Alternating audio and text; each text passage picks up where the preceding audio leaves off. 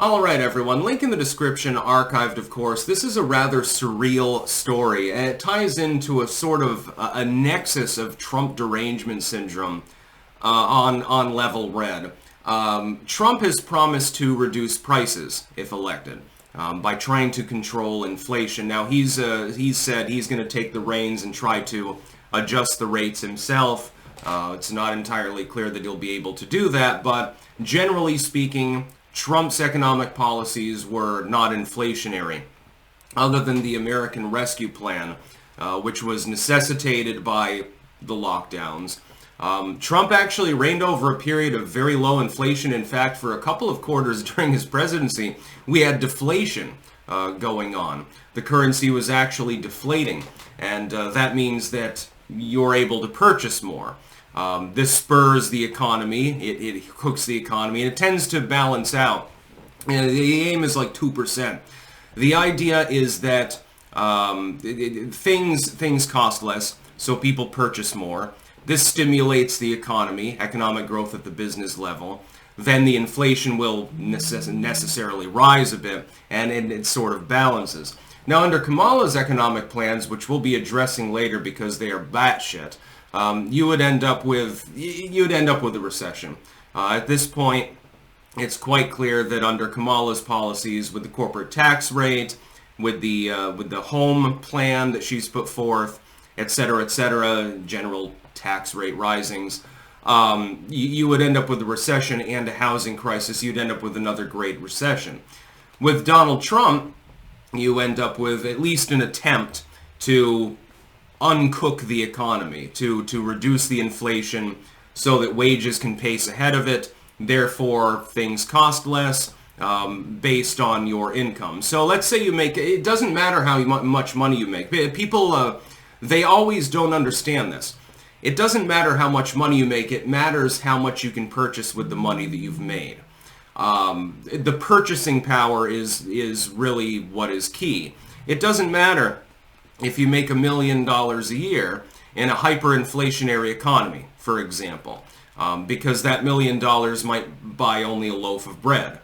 There have been times when economies have hyperinflated like that, and somebody will have to take a fucking wheelbarrow full of money down to the store in order to buy their groceries. This happened in the Soviet Union. It happened in many other economies. Venezuela has this problem. Bundles of cash are effectively worthless there. I could go to if I wasn't going to get gulagged, I could go to Venezuela right now, and for the price of, a hamburger, I could get several wads of cash. It'd be quite funny. It'd be hilarious. Then I could flip it on eBay, of course, and make a significant profit off of it. Trump promises to reduce inflation. What does the legacy media decide to say about it? Well, this is bad. Here's the top 5 reasons why it would be bad to lower prices. I'm not shitting you. Read the fucking article. This is TDS at its highest point. And I would point out, that's very interesting. What has the Kamala campaign, and formerly Biden administration, been saying now for years, and unsuccessfully doing, by the way? Lowering prices. We need to lower the price of groceries. We need to lower the price of automobiles. We need to lower the price of prescription drugs. Did they ever get panned by the legacy media as though the idea of lowering prices was a bad thing? Only the centrality was, the concept was always applauded. It's only the methodology by which you attain that it was ever criticized. We've seen the Biden-Harris administration repeatedly bring this up. It's basically a weekly thing, sometimes almost a daily thing. They never get panned for it. We want to lower the cost of X, Y, and Z. Golf clap, applause. The legacy media says it's a great idea. Trump promises to do the same thing, just by a different methodology, and all of a sudden, oh my God, the economy is going to collapse. This is like Krugman level TDS. You remember, when Trump was running in 2016, Paul Krugman warned, after saying that the internet would be no more important than the fax machine, of course, that Trump would collapse the economy. He also believed that Biden would usher in an economic golden age. He is consistently wrong on everything that he says. I don't know why any network actually takes him seriously or listens to what he has to say at this point. But they still do, inexplicably. I mean, he's like a fucking cat. He's got 9 political lives. He can be wrong over and over again most of the time, and people still take him seriously. It's a little bit like Nate Silver. Hell, Nate Silver is more accurate than Paul Krugman. But Trump is promising to deflate the economy, to lower the price of basic goods, so that people are capable of making ends meet more easily. So they won't have to take out a credit card to buy groceries. They won't have to get a side job in order to buy groceries. Or in order to make ends meet, to put their kids through school, to get them basic art supplies and shit like that. Somehow this is a bad thing.